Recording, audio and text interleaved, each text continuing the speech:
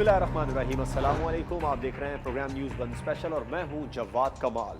Opposition ने हुकूमत को 31 जनवरी तक की डेडलाइन दे दी है और ये कहा है कि 31 जनवरी तक हुकूमत मुस्ताफ़ी हो जाए। अगर मुस्ताफ़ी ना हुई तो उसके फ़ौरन बाद आइंदा के लाहे अमल का ऐलान करेंगे और वो आइंदा का लाहे अमल है इस्लामाबाद की जानिब लॉन्ग मार्च। ये लॉन्ग मार्च कब होगा, इसकी तारीख फरवरी के पहले हफ्ते में दी जाएगी। तो हुकूमत के लिए अब डेडलाइन आ चुकी है, तो अपोजिशन लॉन्ग मार्च का फैसला कर चुकी है। क्या वाकई में इस्लामाबाद में एक और लॉन्ग मार्च फरवरी में होगा या नहीं होगा, इस पर प्रोग्राम में बात करेंगे कि अपोजिशन की ये जो जलसों की तहरीक है ओवरऑल ये कैसी रही और अवाम ने किस हद तक अपोजिशन का साथ दिया और अपोजिशन के जलसों ने हुकूमत को कितना परेशान किया। मुज़ाकिरात की बात हुकूमत की जानिब से एक बार फिर से की जा रही है, तो मुज़ाकिरात होंगे या फिर ये जो डेडलॉक एक नज़र आ रहा है अपोजिशन और गवर्नमेंट के दरमियान में, ये डेडलॉक बरकरार रहेगा और अपोजिशन की ये जो तमाम तर मूवमेंट है इससे निमटने के लिए हुकूमत की हिकमत अमली क्या है, इसको बिल्कुल वाज़ेह हुकूमत की जानिब से अब तक नहीं किया गया है।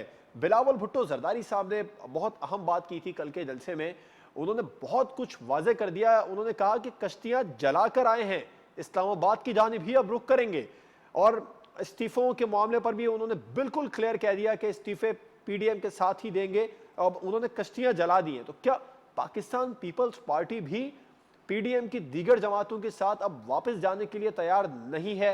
अगर तज्जियाकार ये कहते हैं, हुकूमत ये कहती है कि पीडीएम बंद गली की तरफ जा रही, तो पीपल्स पार्टी उनके साथ ही है और अहम तरीन मुलाकात होने को है बिलावल भुट्टो जरदारी और शहबाज शरीफ साहब के दरमियान।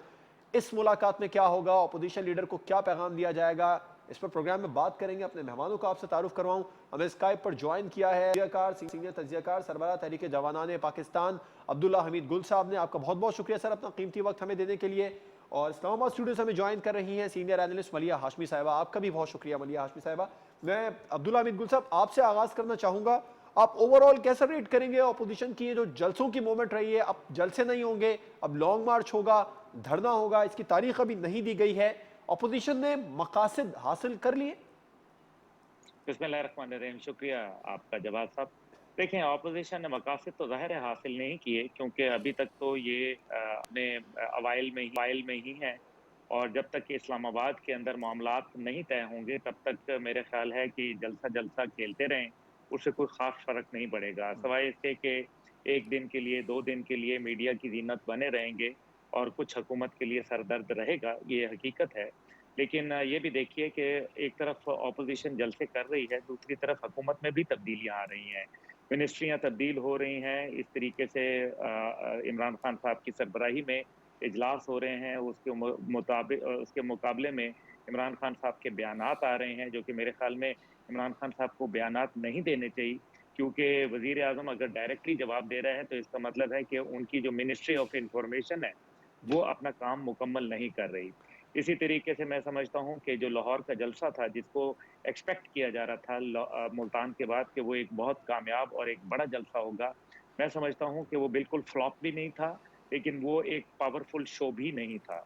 उससे बेहतर शो किया जा सकता था और आज जो है वो यकीनन मुस्लिम लीग और ऑपोज़िशन पीडीएम के धड़ों में इसके ऊपर एक तशवीश की लहर है और इत्तलात ये भी हैं कि एक पार्टी की मीटिंग्स वगैरह भी हुई हैं, जिसके अंदर मुतल्लिका लोगों की सरज़निश भी की गई है।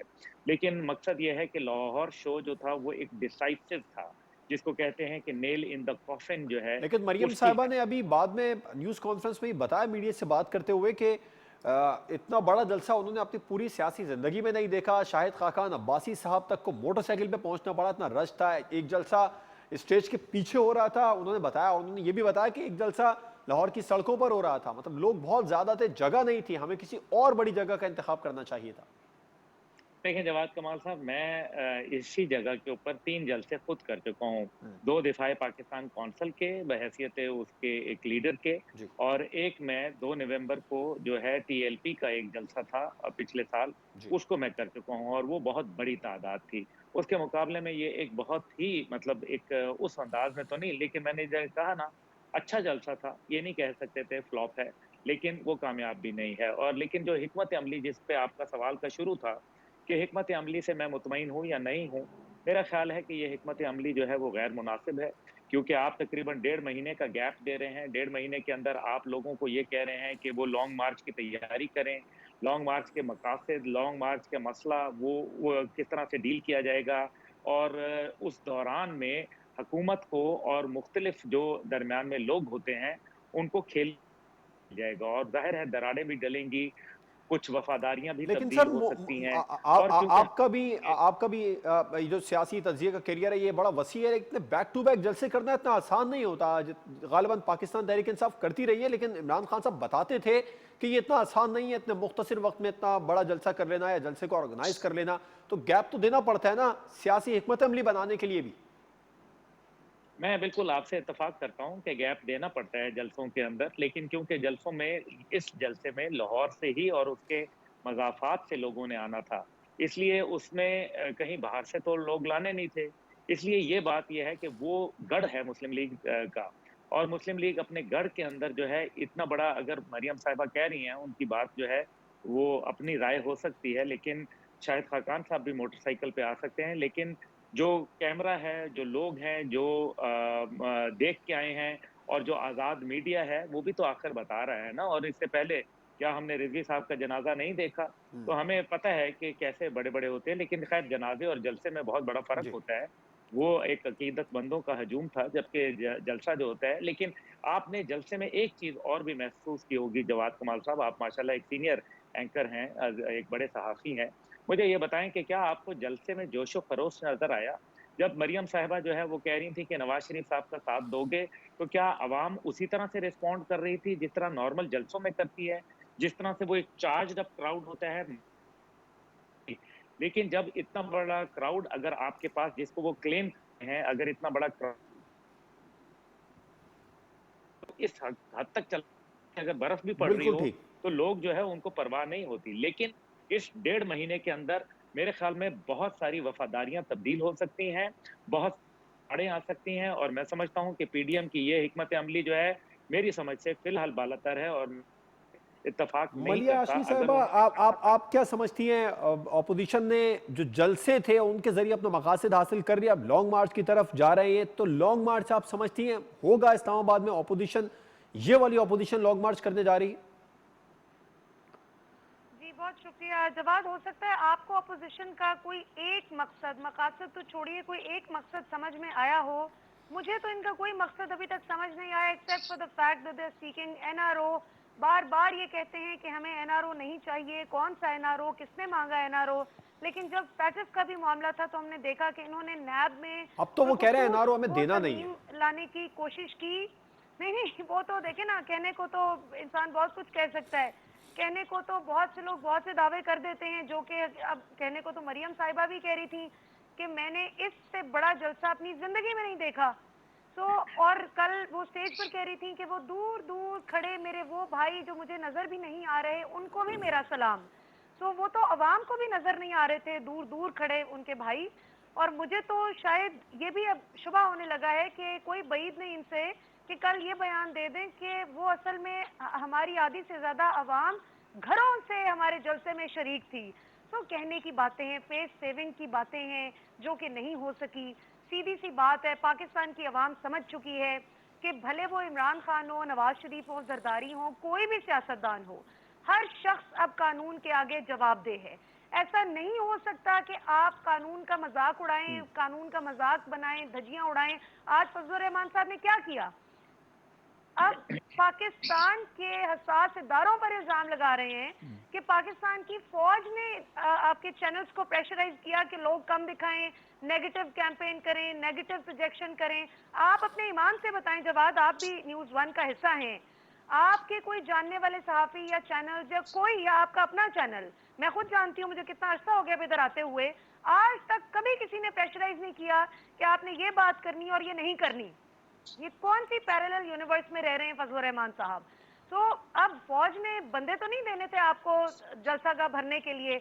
तो ये इस किस्म की ऊटपटांग बातें करना और फिर ये कहना कि जी मोटरसाइकिल पे आए थे शाइस्ता खान अब्बासी साहब, फिर जो कुछ कल हमने देखा कि 1500 रुपए रेट पर हमने देखा कि जो 40-50 नौजवान लाए गए, वो जो एक लड़का बता रहा था कि हम सबको डालों में भरकर लाया गया और अब ना हमें वो पैसे मिले हैं जो वादा किया गया था हमसे, और वो डाला भी हमें अच्छा, छोड़कर आप चला गया समझते है। हैं ये जो तो जलसे जो थे, इन इस जलसों किस्म ने की, हुकूमत को किसी हद तक परेशान किया है, हुकूमत को बैकफुट पर जाने पर मजबूर किया देखिए है? जलसे ने, देखें एक ये जलसे नहीं, इंपॉर्टेंट ओवरऑल जो बात है, जलसे जिस हुए तरह हैं, अभी कराची का, अब्दुल्ला पेशावर का, साहब भी, मुल्तान, कोयटा, अब्दुल्ला, वो तमाम, जी, मैं तमाम जी जी, जलसों की बात कर ये रहा हूँ जो इन्होंने अब्दुल्ला हुकूमत को साहब भी जो परेशान बात किया। कर रहे थे ना, मैं वही आपको जवाब जी दे रही जी हूँ कि अब्दुल्ला साहब भी जो बात कर रहे थे ना अभी, कि ये जो तब्दीलियां आई हैं, ऑब्वियसली प्रेशर पड़ता तो है जब कोई भी ऑपोजिशन हो, जब वो कोशिश करती है कि हम हुकूमत को टफ टाइम दें, जो कि देना चाहिए भी।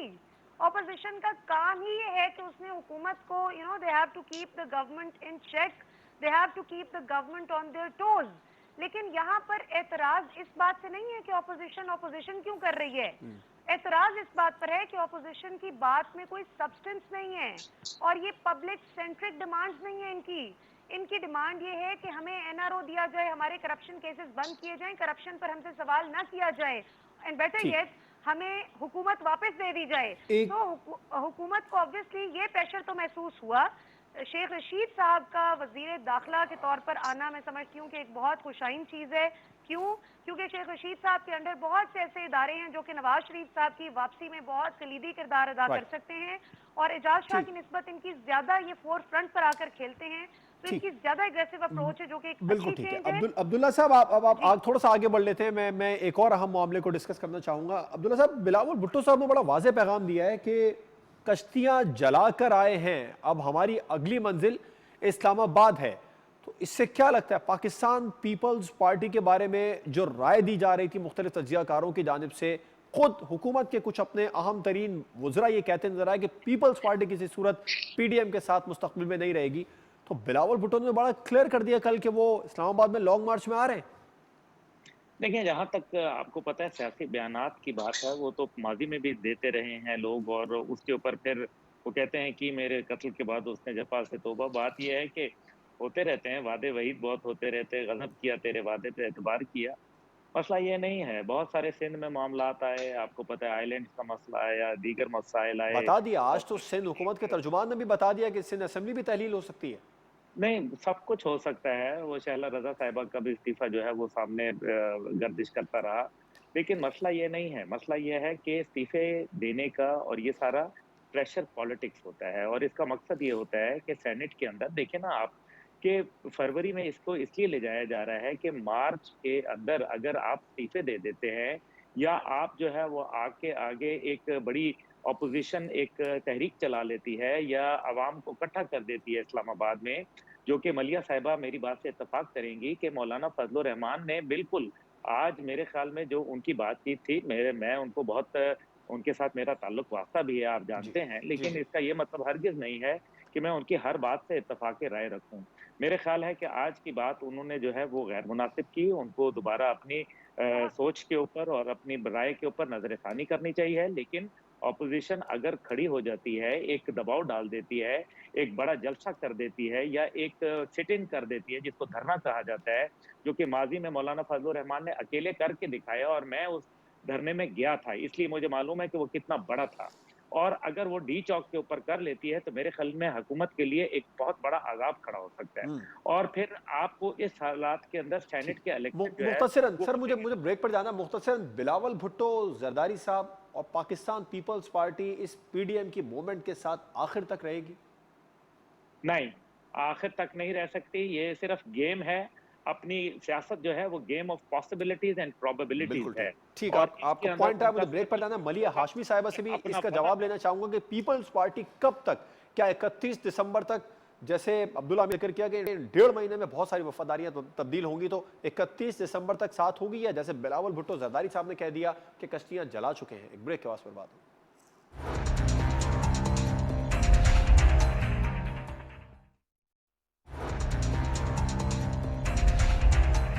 Welcome back. बहुत सारे सवालों में एक सवाल ये भी है कि अपोजिशन और हुकूमत के दरमियान जो डेडलॉक है ये ख़त्म हो जाएगा या नहीं होगा, मुज़ाकरात का कोई रास्ता निकलेगा या फिर अपोजिशन लॉन्ग मार्च हर हाल में देगी, लॉन्ग मार्च के बाद मुज़ाकरात होंगे।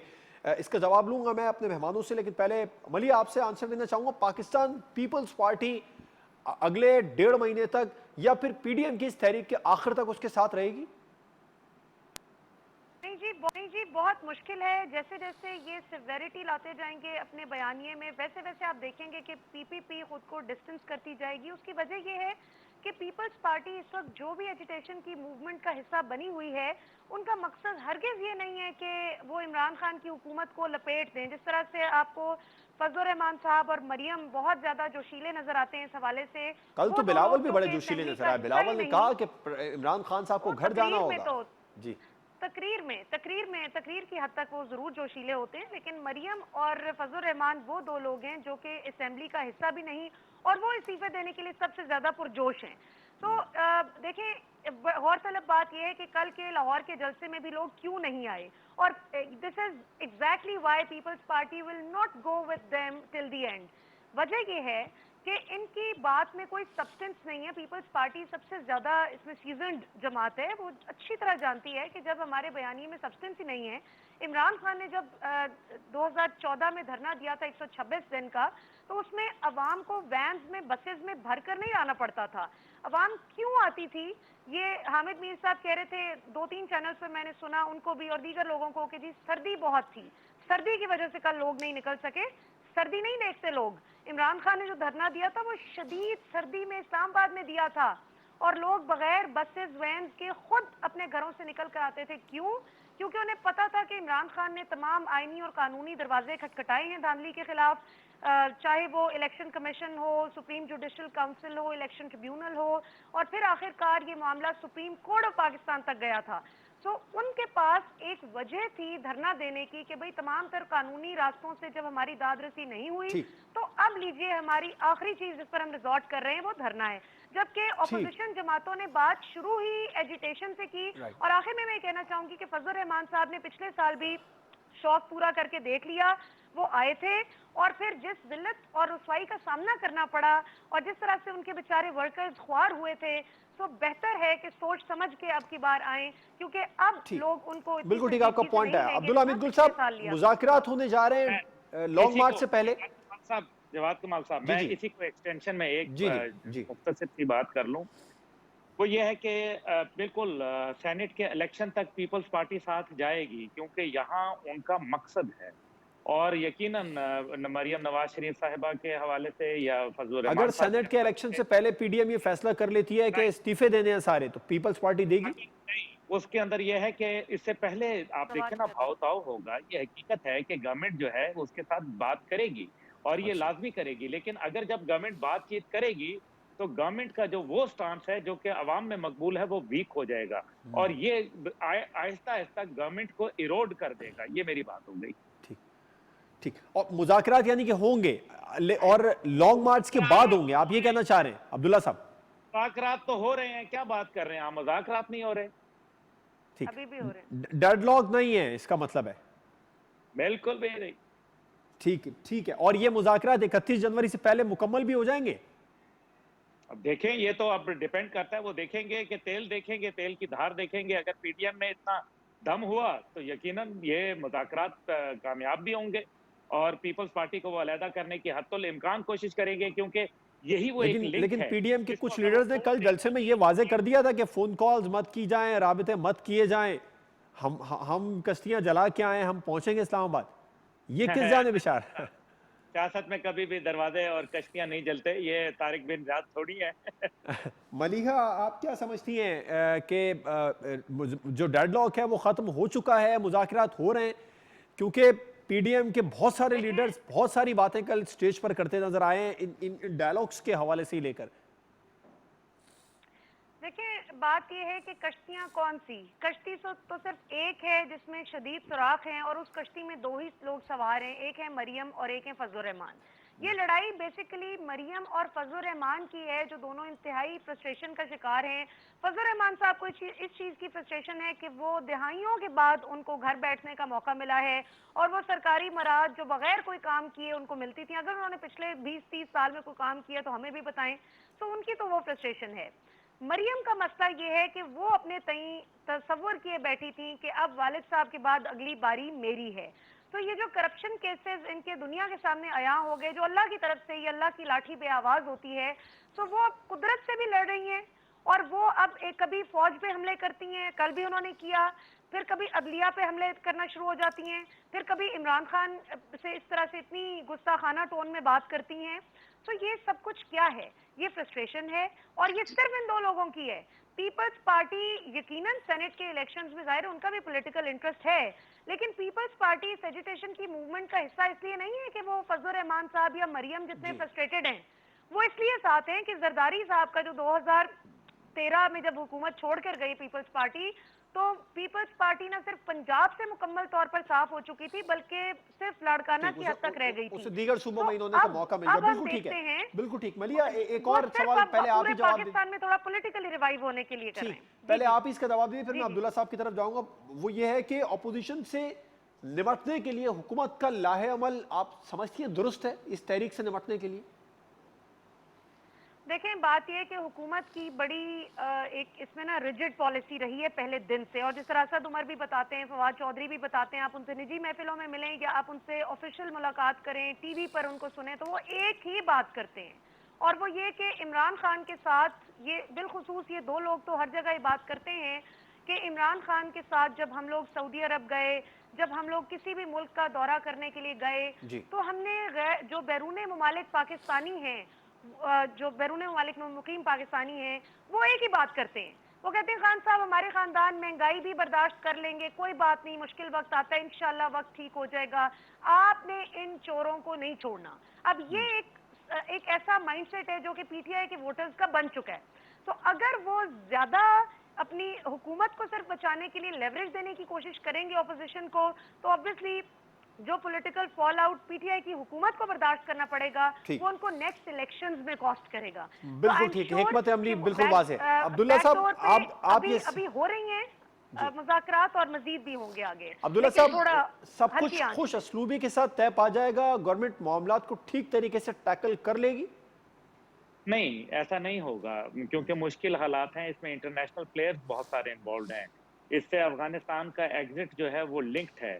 इसमें जो है हिंदुस्तान जो है वो ज़ाहिर है आपको पॉलिटिकल डिस्टेबलाइज जी करने की कोशिश करेगा। उसके लिए वो बहुत सारे मुख्तलिफ हथकंडे इस्तेमाल कर सकता है। इसके अंदर बहुत किसी सीनियर इंसान की जान को भी खतरा हो सकता है। अच्छा इसके अंदर एक नई टेररिज्म की वेव भी आ सकती है। इसके अंदर जो है वो मुख्तलिफ तरीके से पाकिस्तान पे इकोनॉमिक क्रंच आ सकता है। अभी चीन के अंदर जो पाकिस्तान को कर्जा मिल रहा है, उससे मुझे ऐसा महसूस हो रहा है कि डॉलर का रेट जो है वो मज़ीद बढ़ जाएगा। अच्छा तो यकीनन उससे पाकिस्तान की मईशत को एक शदीद धचका लगेगा। पेट्रोल की प्राइसेस जो है वो बढ़ रही हैं।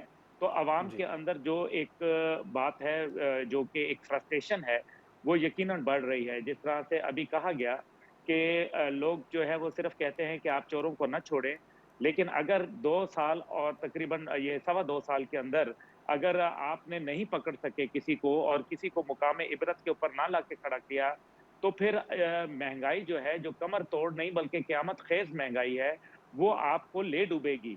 और फिर हुकूमत की जो पंजाब के अंदर कमज़ोरियाँ हैं और ख़ास तौर पे जो बैड गवर्नेंस है, वो जी किसी से ढकी-छुपी नहीं है। ठीक यकीनन इसके अंदर हमें ये देखना चाहिए कि इदारों से टकराने के लिए पहले उतना दम-ख़म होना चाहिए। खाकसार तहरीक जो थी वो अंग्रेज की हुकूमत के साथ जब जाके टकराई थी, हालांकि दे वर वेरी वेल ट्रेन्ड, जी जी लेकिन खाकसार तहरीक जो थी वो पाश-पाश हो गई थी और ये उनकी बहुत बड़ी गलती थी। और इसके अंदर जो पब्लिक को मोटिवेट करके बाहर निकालने के लिए सबसे बड़ा जिसके ऊपर सहारा लिया जा रहा है या जिस पे तकिया किया जा रहा है, वो है JUIF। जी जो वो जमीयत उलमा इस्लाम के हवाले से उनको पता है कि वो लोग जो हैं बड़े डाई हार्ड हैं, वो वहाँ खड़े हो सकते हैं, मौसम की सऊबतें और मुश्किलात और परेशानियाँ जी बिल्कुल बर्दाश्त कर सकते हैं। ये है वो खतरनाक सूरत-ए-हाल जिसको मैं समझता हूं कि वो यकीनन आने वाले वक्तों में बिल्कुल हुकूमत की और बिल्कुल फिर ठीक है, हुकूमत मुझे की जो ब्रेक पर जाना मैं पॉलिसियां हैं। ऐड है। करना चाहूंगी कुछ। जी जी मलिया, बिल्कुल मुख्तसर कीजिएगा प्लीज, मुझे ब्रेक पर जाना है। जी बिल्कुल, देखिए फजल रहमान साहब के वर्कर्स पर तो ये इन्हिसार कर ही रहे हैं, लेकिन हुकूमत के पास में सिर्फ एक तरीका है जिससे वो इस सारे अजाब से निकल सकती है, और वो ये है कि अपनी परफॉर्मेंस को बेहतर करें। आज भी मुझे खुशी हुई कि लाहौर हाई कोर्ट ने कहा कि पब्लिक किया जाए पेट्रोलियम कमीशन रिपोर्ट को। तो ये लोग जो कि महंगाई को कंट्रोल करने में रुकावट है सबसे बड़ी, जो इमरान खान साहब के अपने दाएं बाएं बैठे हुए हैं, इनको कंट्रोल करने की जरूरत है। नदीम बाबर साहब हों या रजाक दाऊद हों, ये क्लेम करके आते हैं हर हुकूमत में कि हमारे पास अवाम के मसाइल का हल है क्योंकि हम बहुत वेल कनेक्टेड हैं इंडस्ट्री में। बिल्कुल तो ठीक है। क्या फायदा अवाम को आपके वेल ठीक, गवर्नमेंट कनेक्टेड को होने का परफॉर्मेंस इस बेहतर करनी इंडस्ट्री पड़ेगी। में, ब्रेक अगर ब्रेक वो के बाद हम अवाम बात के करेंगे। फायदे के लिए ना हो, बिजनेस बिल्कुल ठीक है, टाइकून्स के ब्रेक के फायदे के बाद हम लिए। बात करेंगे। एक अहम मुलाकात होने को है भुट्टो जरदारी और शहबाज शरीफ साहब के दरमियान। तो क्या कोई अपोजिशन लीडर को पैगाम दिया जाएगा, कोई खास पैगाम दिया जाएगा इस मुलाकात में? एक ब्रेक के बाद पर बात होगी।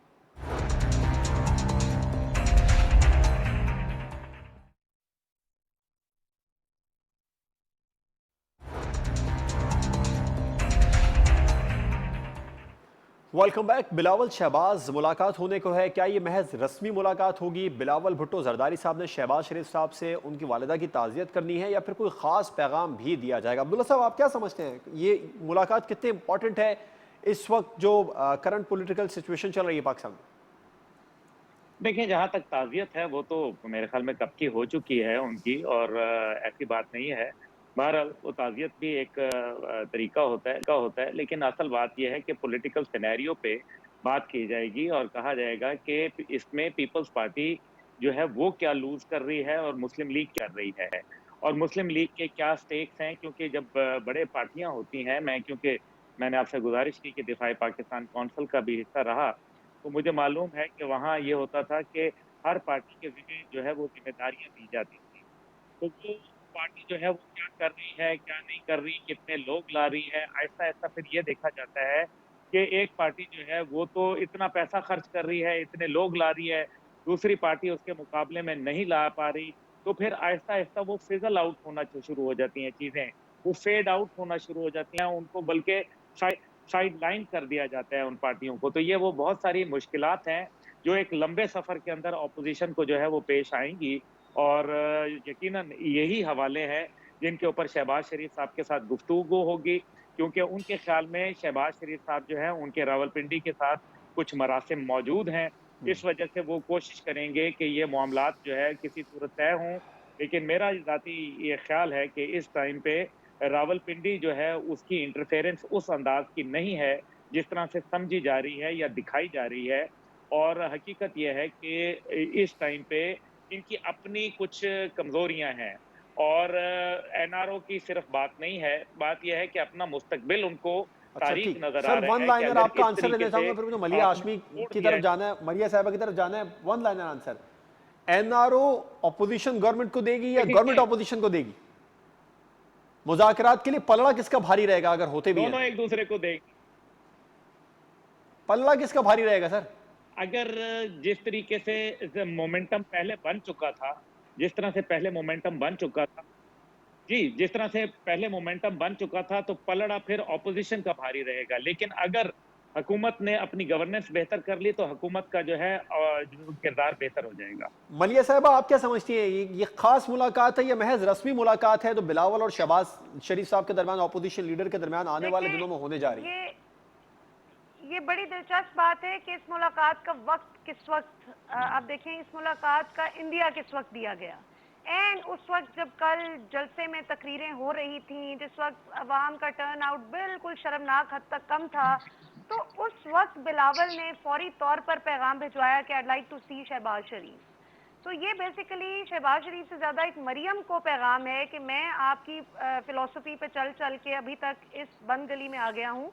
और शहबाज शरीफ चूँकि निस्बतन मरियम की निस्बत सेंसिबल है अपनी अप्रोच में, उन्होंने कभी भी पाकिस्तान के कौमी सलामती के इदारों पर अटैक नहीं किया। करप्शन एक अलग इशू है कि नैब ज़राए बताते हैं कि उनके खिलाफ इररिफ्यूटेबल एविडेंसेस नैब को मिल गए हैं, तो करप्शन पर तो कोई उनका दिफा पॉसिबल है ही नहीं। लेकिन बहरहाल one must give him that कि उन्होंने कभी भी पाकिस्तान के कौमी सलामती के इदारों पर अटैक नहीं किया, हमेशा बड़ी रिस्पेक्टफुल अप्रोच रखी है। अब आते हैं इस तरफ के ये जो अभी जो आगे का सिनेरियो है, इसका क्या फ्यूचर होगा, किसका पलड़ा ज्यादा भारी रहेगा। तो मैं तो सिर्फ पूरी दुनिया में पाकिस्तान एक वाहिद मुल्क देख रही हूँ कि जहां पर कन्विक्टेड लोग, मुजरिमों के साथ जो है हुकूमत को निगोशिएट करना पड़ेगा, अगर करना पड़ेगा, यानी जिन लोगों को जेल में होना चाहिए अपने गुनाहों की सजा, अपने जुर्म की सजा की पादाश में, वो लोग हुकूमत को कह रहे हैं कि हम आपको एनआरओ नहीं देंगे। तो ये बड़ी एक शर्म की बात है। हुकूमत को चाहिए कि फौरी तौर पर महंगाई पर भी मजीद काबू पाए। मुझे खुशी है कि आटा, चीनी, ये क्राइसिस इस पे ओवरकम किया है। बिल्कुल आपका पॉइंट है। Your last word Abdullah Hamid गुल साहब के मरियम नवाज को ज्यादा पैगाम है बिलावल भुट्टो साहब की शहबाज शरीफ साहब से मुलाकात। देखिए, मरियम नवाज और शहबाज शरीफ साहब का कोई इसमें मुख्तलिफ नहीं है, लेकिन मेरे ख्याल में वो एक लाइन लेना चाहते हैं बिलावल साहब। लेकिन साथ ही साथ मलिया साहिबा ने कहा कि जी अगर अजीब सी बात होगी कि एक कॉन्विक्ट को हुकूमत के साथ मुज़ाकरात करने पड़ जाएंगे, तो अभी तो मलिया बीबी ने खुद ये इकरार किया था इस बात का कि मुज़ाकरात तो हो रहे हैं। इसका मतलब है मुज़ाकरात तो हो रहे हैं ना, सीधी सी बात है। और ये हुकूमत, इसमें कोई बुरी बात नहीं होती, क्योंकि सियासत के अंदर हमेशा डोर्स ओपन रखे जाते हैं। लेकिन असल मसला ये है कि यकीनन और मामलात को सुधारने के लिए हुकूमत की ज्यादा जिम्मेदारी होती है। बिल्कुल है तो शर्म की बात ना सर, है तो शर्म की बात कि पूरी दुनिया में कॉन्विक्ट्स जो हैं वो सजा याफ्ता लोग होते हैं जो जेल काटते हैं। कता कलामी की माजरत चाहूंगा। मलिया हाशमी साहिबा, अब्दुल्ला हमीद गुल साहब प्रोग्राम में हमारे साथ मौजूद थे। आप दोनों मेहमानों का बहुत शुक्रिया। प्रोग्राम का वक्त खत्म हुआ। प्रोग्राम नाज़रीन, अपोजिशन ने हुकूमत को 1.5 माह का वक्त दे दिया है। बहुत इंपॉर्टेंट है ये 1.5 माह। कौन क्या अचीव करता है अगले 1.5 माह में 31 जनवरी तक सब कुछ वाज़ेह हो जाएगा। इजाज़त दीजिए, अल्लाह हाफ़िज़।